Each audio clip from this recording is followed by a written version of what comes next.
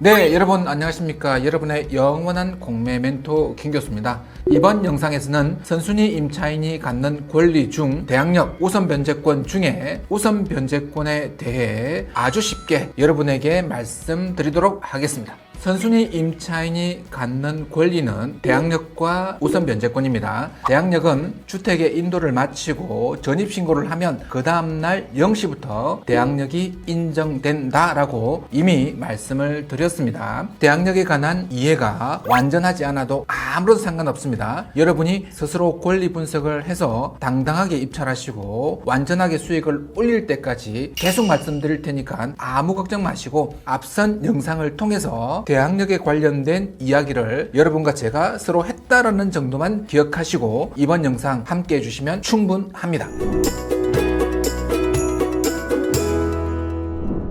그러면 우선 변제권의 뜻을 간단히 쉽게 풀어드리도록 하겠습니다. 임차인이 본인이 살고 있는 집이 공매, 경매로 매각되었을 때 환가대금에서 보증금을 제일 먼저 확보할 수 있는 권리가 우선 변제권입니다. 더 쉽게 말씀드리면 우선 변제권은 본인이 임차해서 살고 있는 집이 공매, 경매를 통해서 돈으로 바뀌었을 때 그 돈에서 나의 보증금을 제일 먼저 가지고 올 수 있는 권리. 끝났습니다. 이 우선 변제권은 임차인이 대항력과 확정일자를 모두 갖춘 때에 그 효력이 인정됩니다. 확정일자는 임대인과 임차인 사이에 임대차 계약이 체결된 이후에 임의적인 변경, 위변조 등을 막기 위해서 확정일자 도장을 꽝 찍은 그날 온전히 임대차 계약이 있었음을 확인하는 과정이 되겠습니다. 확정일자 도장을 꽝 받은 그날이 바로 확정일자를 부여받은 날이 되겠습니다.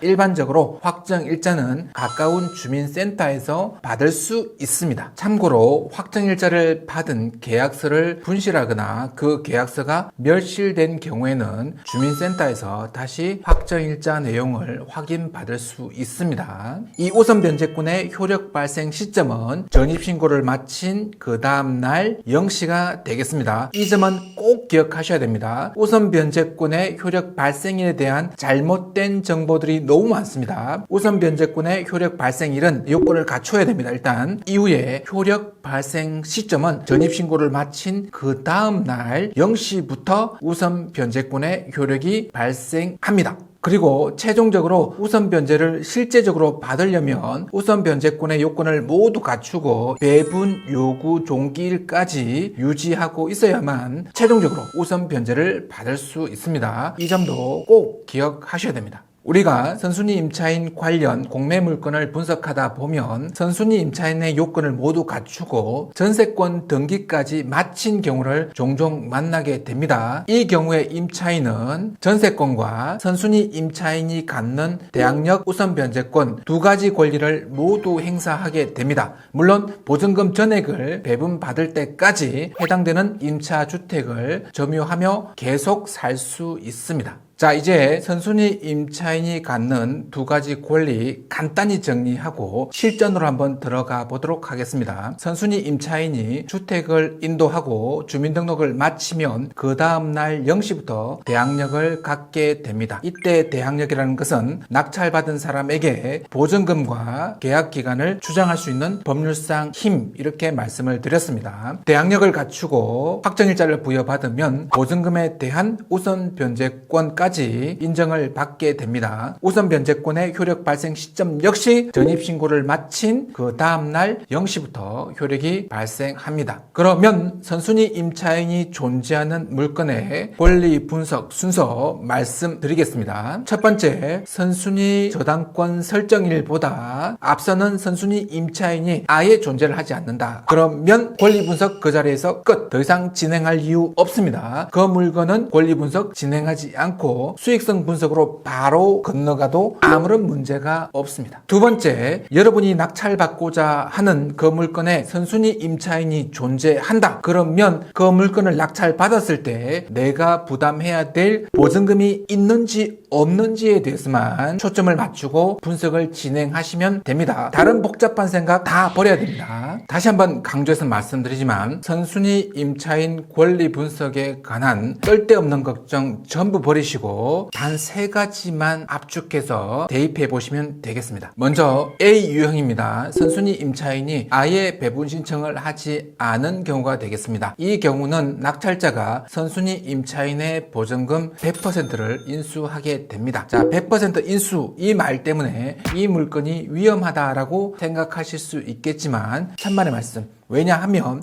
이 경우는 인수해야 될 보증금이 100% 다 드러나 있습니다. 절대 위험한 물건은 아닙니다. 다만 입찰금을 정하실 때는 인수받아야 될 보증금을 감안해서 입찰금을 정하시기만 하면 되겠습니다. 두 번째 B 유형은 선순위 임차인이 배분 신청을 했고 그 결과 100% 보증금을 배분받아 나가는 경우가 되겠습니다. 이 물건을 낙찰받게 되면 선순위 임차인이 존재하지만 전혀 선순위 임차인에 대한 부담이 없는 물건이 되겠습니다. 최고의 물건이 되겠습니다. 세 번째 C 유형은 선순위 임차인이 배분 신청을 했고 배분 결과 일부만 배분받고 나머지는 배분받지 못한 경우가 되겠습니다. 이 나머지 금액은 당연히 낙찰자가 부담을 해야 합니다. 이러한 물건들은 철저하게 배분되는 금액과 배분되지 않는 금액, 여러분이 인수해야 될 금액을 계산하고 전략적으로 접근해서 입찰하셔야 됩니다. 이 내용만 여러 번 반복해서 제대로 알고 계시면 선순위 임차인 때문에 낭패보는 일은 절대 결탄코 없을 겁니다. 자, 그러면 실제 공매 진행 중인 물건을 보면서 오늘 영상의 내용을 대입해 보도록 하겠습니다. 온비드로 함께 들어가 보겠습니다.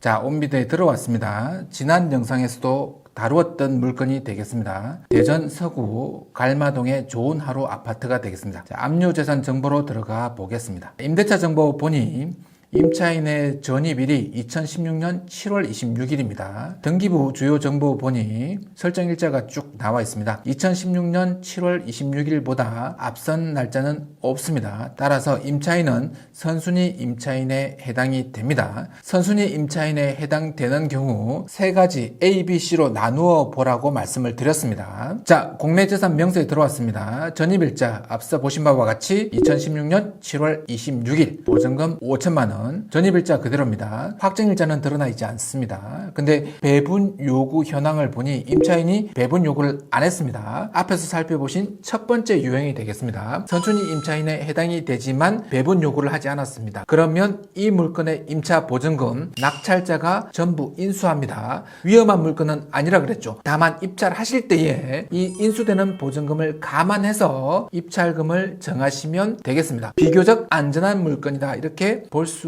있습니다. 자, 이렇게 해서 여러분이 처음 보는 물건인데 단 5분 만에 권리 분석을 끝내버렸습니다. 이처럼 선순위 임차인의 대항력과 우선 변제권의 내용을 명확하게만 선명하게만 알고 계시면 공매 물건 권리 분석 여러분도 이제 하실 수 있습니다. 분명히 여러분 홀로 공매 독립하실 수 있고 경제적 자유 누릴 수 있습니다. 믿으시기 바랍니다. 자, 여기까지 해서 우리가 가장 힘들어했던 선순위 임차인 권리 분석 모두를 끝 마쳤습니다. 이제 여러분도 공매물건, 경매물건 가릴 것 없이 아파트, 상가 모조리 전부 권리 분석 하실 수 있습니다. 화이팅 하시기 바랍니다.